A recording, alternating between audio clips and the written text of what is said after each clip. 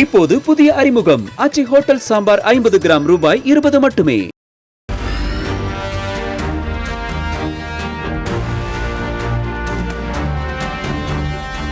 சேலத்தில் தாவேகா நிர்வாகிகள் கூட்டத்தில் பங்கேற்ற தாவேகா தலைவர் விஜய் ஆளும் திமுக அரசு மீது கடும் விமர்சனங்களை முன்வைத்தார். ஆட்சி அதிகாரத்தில் பங்கு என்று தான் போட்ட அரசியல் குண்டு வெடித்திருப்பதாக விஜய் பேசினார். பார்க்க சென்ற வடமாநில இளைஞர் ஒருவர் மாரடைப்பால் உயிரிழந்தார். விவரிக்கிறார் செய்தியாளர் கார்த்திக். வணக்கம். தமிழக வெற்றி கழகத்தின் நிர்வாகிகள் சந்திப்பு கூட்டமானது சேலம் சீலநாயக்கன்பட்டியில் நடந்து முடிந்திருக்கிறது. மதியம் 12:30 மணிக்கு தொடங்கிய நிகழ்வானது 1:30 மணி அளவில் நிகழ்ச்சி முழுவதுமாக முடித்துவிட்டு தமிழக வெற்றி கழகத்தின் தலைவர் விஜய் புறப்பட்டு சென்றார். விஜய் இன்றைய தினம் பார்த்தீங்கன்னா 25 நிமிடங்கள் 31 நொடி அவருடைய கொண்டு வந்த அந்த பேருந்தில் நின்று பேசினார். குறிப்பாக இன்றைய தினத்தில் பார்த்தீங்கன்னா 5000 நிர்வாகிகளுக்கு மட்டும் அனுமதி வழங்கப்பட்டது. அனுமதி அட்டை உள்ளவர்களை மட்டுமே காவல்துறை உள்ளே அனுமதித்தார்கள்.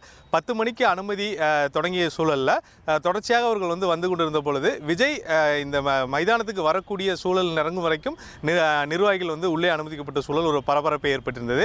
அது மட்டும் இல்லாமல் பெரும்பாலான நிர்வாகிகள் அனுமதி அட்டை இல்லாமலும் பொதுமக்களும் தமிழக வெற்றி கழகத்தின் துண்டுகளை கழுத்தில் அணிந்து கொண்டு நிர்வாகிகள் போன்று இங்கே வந்ததால் ஒரு பரபரப்பும் சலசலப்பும் ஏற்பட்டது. இந்த மைதானத்தை சுற்றிலும் ஆங்காங்கே அவர்கள் சூழ்ந்து கொண்டதால் போக்குவரத்து நெரிசல் ஏற்பட்டது. அது மட்டும் இல்லாமல் விஜயை பார்க்க வேண்டும் என்பதற்காக இந்த பகுதி பார்த்தீங்கன்னா ஒரு மலை சார்ந்த பகுதியில் இந்த மைதானம் அமைந்தது.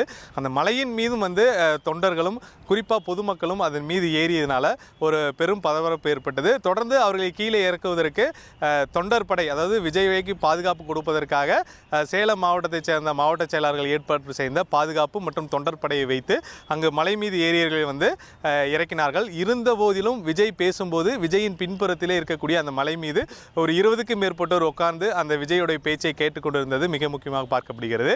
விஜய் 25 நிமிடத்தில் என்ன பேசுகிறார் என்று பார்த்தால், தமிழக வெற்றி கழகம் கடந்து வந்த பாதையும் தற்போது வர இருக்கக்கூடிய சட்டமன்ற தேர்தலை நாங்கள் எப்படி எதிர்கொள்ள இருக்கிறோம் என்ற ஒரு தொகுப்பாக அந்த பேச்சை பேசினார்.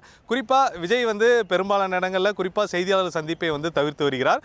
அறிக்கை மூலமாகவும் சமூக வலைதளங்கள் மூலமாக இருக்கக்கூடிய கருத்துக்களையும் அறிக்கைகளையும் பகிர்ந்து தான் அவருடைய கருத்துக்களை தெரிவித்து வருகிறார். இந்த சூழலில் மக்கள் சந்திப்பு மற்றும் நிர்வாகிகள் சந்திப்பில் பேசும்பொழுது தான் விஜய் அவர் எதிர்க்கக்கூடிய கட்சிகளும் சரி தலைவர்களும் சரி அவர்கள் சொல்லக்கூடிய விமர்சனங்களுக்கு நேரடியாக இந்த சந்திப்பின் மூலமாக தான் அவர் பதில்கள் வைத்து வருகிறார்.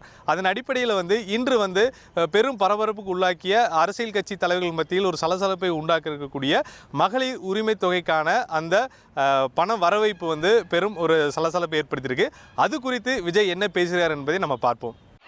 காசு கொடுத்து ஓட்டு வாங்கிடலாம்னு கனவு காண்றாங்கல்ல, அதுவும் இந்த விஜய் வந்ததுக்கு அப்புறம் நடக்கவே நடக்காது. வண்டி வண்டியா கொண்டாந்து கூட்டுவாங்க. 1000, 2000, 3000, 4000, 5000 சாமி மேல சத்தியெல்லாம் வாங்குவாங்க. அப்படிதான் இத்தனை வருஷமா உங்களை ஏமாத்தி இருக்கிறாங்க. வாங்கிக்கங்க, சந்தோஷமா வாங்கிக்கங்க. எல்லாம் உங்க பணம் தான். வாங்கிக்கிட்டு அவங்க காதிலே விசில ஊதி அனுப்புங்க. அவங்க செவிலே விசில ஊதி அனுப்புங்க. இது மட்டும் இல்லாமல் தமிழக வெற்றி கழகம் தொடர்ந்து அரசியலில் யாரை எதிர்க்கிறோம், ஏன் எதிர்க்கிறோம் என்று திமுகவையும் அதிமுகவையும் மேற்கோள் கொட்டி பேசினார். அதாவது நாங்கள் திமுகவை எதிர்க்க காரணம் என்றால் அவர் தான் ஆளும் கட்சி, அதனால தான் நாங்கள் அவர்களை எதிர்த்து பேசுகிறோம். அதே போன்று அதிமுகவை ஏன் நாங்கள் பேசவில்லை, அதிமுக கட்சியை ஏன் நாங்கள் எதிர்க்கவில்லை என்றது குறித்தும் அவர் விரிவாக பேசினார். அதற்கான காரணம் என்ன என்று அவர் சொல்லியதை நாம் பார்ப்போம். இல்லை, நான் கேட்குறேன், இது யாருக்கான எலெக்ஷன்? தமிழ்நாடு சட்டசபைக்கான ஒரு தேர்தல். இப்ப இங்க யார் ஆட்சியில் இருக்கிறா? யாரு பொய்யா வாக்குறுதிகளை கொடுத்து மக்களை ஏமாத்துறது? யாரு மக்கள் விரோத ஆட்சியை நடத்துறது? அப்ப இங்க யாரை அகற்றணும்? இந்த மக்கள் விரோத திமுக அரசை அகற்றணும்னா நம்ம யாரை எதிர்க்கணும்? எதுக்கு தேவையில்லாம பல முறை மக்கள் ஆல்ரெடி டிலீட் பண்ணவங்களை எதுக்கு? நம்மளுடைய கான்சென்ட்ரேஷன், நம்மளுடைய டார்கெட் திமுக என்றப்போ டார்க்னஸ் குள்ள எதுக்கு கல்லெறியணும்? அதே சமயம் தேர்தல் நெருங்கும் நேரம் என்பதால் அரசியல் கட்சியினர்கள் வந்து பல்வேறு தரப்பில் இருந்து பல்வேறு வாக்குறுதிகளை வந்து கொடுத்துட்டு இருக்காங்க. அதற்கு பதிலடி கொடுக்கும் விதமாக விஜய் வந்து சாத்தியமில்லாத வாக்குறுதிகளை நான் கொடுக்க மாட்டேன், அதே சமயம் தேர்தல் வாக்குறுதிகள் வந்து தயார் செய்யப்பட்டு வருகிறது, விரைவில் மக்களுக்கான அந்த வாக்குறுதிகளை நான் கொடுப்பேன் என்ற ஒரு உறுதியும் வந்து இந்த கூட்டத்தில் வந்து தெரிவிச்சிருந்தார். அது மட்டும் இல்லாமல் வரக்கூடிய தேர்தல் என்பதால் நேர காலம் வந்து குறைவாக இருப்பதனால அவர் சமூக வலைதளங்களில் மிக நெருக்கமாக பார்த்து வருவதாகவும் அதில் வந்து அண்மையில் வந்து ஒரு சிறுவர் வந்து வெளியிட்ட வீடியோ, அதாவது வந்து ஒரு கருத்து கணிப்பு போட்டு ஒரு பேட்டி கேட்கும் பொழுது அவர் தந்தை வந்து யாருக்கு வாக்களிப்பேன் என்று கேட்ட பொழுது நான் விஜய்க்கு வாக்களிப்பேன் என்று சொல்லுங்கன்னு சொல்லி அந்த குழந்தையை சொல்வது போன்ற ஒரு வீடியோ வந்து வெளியாக இருந்தது. அந்த வீடியோ குறித்து விஜய் வந்து பேசினார். அதாவது வந்து வீட்டில் இருக்கக்கூடிய அனைத்து குழந்தை சிறுவர் நண்பர்கள் வந்து நம்மளுடைய பெற்றோரிடம் தொடர்ந்து கேளுங்கள், குறிப்பாக அவருடைய விசில் சின்னத்தை மேற்கோள் காட்டி மக்களிடம் செல்லும் இடம் அனைத்து இடங்களிலும் வந்து வாக்குகள் சேகரிங்கள் என்று கேட்டார். ஒவ்வொரு வீட்டில் இருக்கிற என்னுடைய குட்டி நண்பா நண்பீஸுக்கும் சொல்லணும்னு நினைக்கிறேன். வீட்டுல டிவியில உட்கார்ந்து இந்த பிரச்சார மீட்டிங் எல்லாம் பார்த்துட்டு இருப்பீங்க. உங்களையும் உங்களுடைய ஃபியூச்சரையும் மைண்ட்ல வச்சுக்கிட்டு தான் நாம அரசியலுக்கே வந்திருக்கிறோம். அதனால எனக்காக நீங்க ஒண்ணு செய்யணும், தொடர்ந்து செஞ்சுக்கிட்டு தான் இருக்கிறீங்க. நான் நிறைய கியூட்டான வீடியோஸ்லாம் நான் பாக்குறேன். உங்க அம்மா அப்பா கிட்ட மைக்க நீட்டி யாருக்கு ஓட்டு போடுவீங்கன்னு கேட்டா பின்னாடி இருந்த அந்த பையன் அம்மா விஜய்னு சொல்லுவா, அப்பா விஜய்னு சொல்லுப்பா, எல்லாரையும் விசில் சின்னத்துக்கு ஓட்டு போட சொல்லுங்க, விசில் சின்னத்துக்கு ஓட்டு போட வைங்க.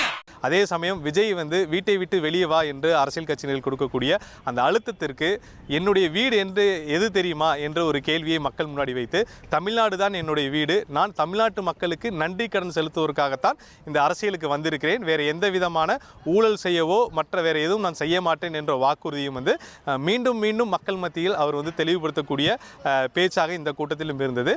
தொடர்ந்து 25 நிமிடங்கள் வந்து பல்வேறு குற்றச்சாட்டுகளை மேற்கோள் காட்டி பேசினார். குறிப்பாக விஜய் வந்து யாருடைய டீம் யாருடைய அணி என்ற ஒரு பேசுபொருள் வந்து தொடர்ச்சியாக வந்துகிட்டு இருக்குது. இவரோட பி டீம் இவரோட ஏ டீம் என்று அதற்கும் பதிலளிக்கும் விதமாக அவர் பேசிய காட்சிகளை நம்ம பார்க்கலாம். அவங்களுடைய இயலாமையை மறைக்கிறதுக்காக இந்த ஏ டீம் பி டீம் இதெல்லாம் கூட சேர்த்துக்கிட்டு ஒரே விஷயத்த சொல்லி அழுகுறாங்கல்ல. என்னன்னு சொல்லி அழுகுறாங்க? அனுபவம் இல்லாதவங்களால எப்படி ஆட்சி அதிகாரத்தை செய்ய முடியும் அப்படின்னு ஒரே விஷயத்த சொல்லி அழுகுறாங்கல்ல. அந்த அழுகைக்கு நாம் ஒரு பதிலடி கொடுக்கணும்ல. மக்களே, நான் உங்களையே கேட்கிறேன், தெரியாம தான் கேட்கிறேன். இந்த அனுபவம் அனுபவம் அனுபவம்னு சொல்றாங்களே, அதிகாரத்தை வச்சு மக்கள் பணத்தை கொள்ளையடிச்சதை தாண்டி வேற ஏதாவது கொம்பு படைச்ச பெரிய அனுபவம் இவங்களுக்கு இருக்குதா? அடுத்தவங்க ஆரம்பிச்ச அரசியல் கட்சியில அடுத்தவங்களுடைய அட்ரஸ்ல அரசியல்வாதிகளா இருந்துட்டு இருக்கிற இவங்க எல்லாருக்கும் ஒரு சவால். என்ன மாதிரி தனியா என்ன மாதிரி சொந்தமா ஒரு கட்சி ஆரம்பிச்சு 1% அட்லீஸ்ட் 1% வாக்கு வாங்கி காட்டுற அந்த தில் இருக்குதா, திராணி இருக்குதா? இவ்வாறாக தமிழக வெற்றி கழகத்தின் தலைவர் விஜய் 25 நிமிடங்கள் வந்து உரையாற்றினார். பின்பு அவருக்கு வந்து இங்கே இருக்கக்கூடிய மாவட்ட செயலாளர்கள் வந்து செங்கோல் மற்றும் சாட்டை மற்றும் வால் இது போன்ற பரிசுகளை வந்து கொடுத்தனர். அவரும் உற்சாகமாக அந்த பரிசுகளை வந்து அவருடைய தொண்டர்கள் நிர்வாகிகள் முன்பு கையிலேந்தி உற்சாகமாக புகைப்படத்திற்கும் அவர்கள் முன்னாடி வந்து போஸ்ட் கொடுத்தார்.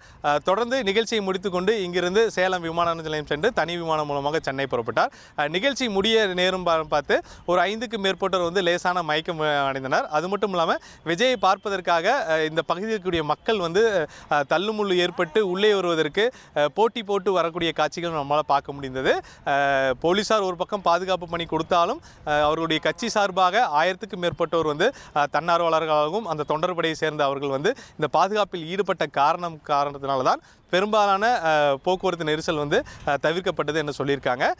இருந்த போதிலும் போலீசார் இந்த போக்குவரத்து, அதாவது ஆத்தூர் முதல் சென்னை செல்லக்கூடிய முக்கிய தேசிய நெடுஞ்சாலை என்பதால் அந்த பகுதியில் போக்குவரத்து நெரிசல் ஏற்படாமல் விஜய் பாதுகாப்பாக வந்து செல்வதற்கான ஏற்பாடுகளை செய்திருந்தார்கள். இவ்வாறாக சேலத்தில் நடைபெற்ற சீலநாயக்கன்பட்டியில் தொண்டர் சந்திப்பானது நிறைவடைந்தது என்பது மிக முக்கியமாக பார்க்கிறோம். சேலத்திலிருந்து ஒளிப்பதிவாளர் பீட்டருடன் செய்தியாளர் கார்த்திக். நன்றி கார்த்திக்.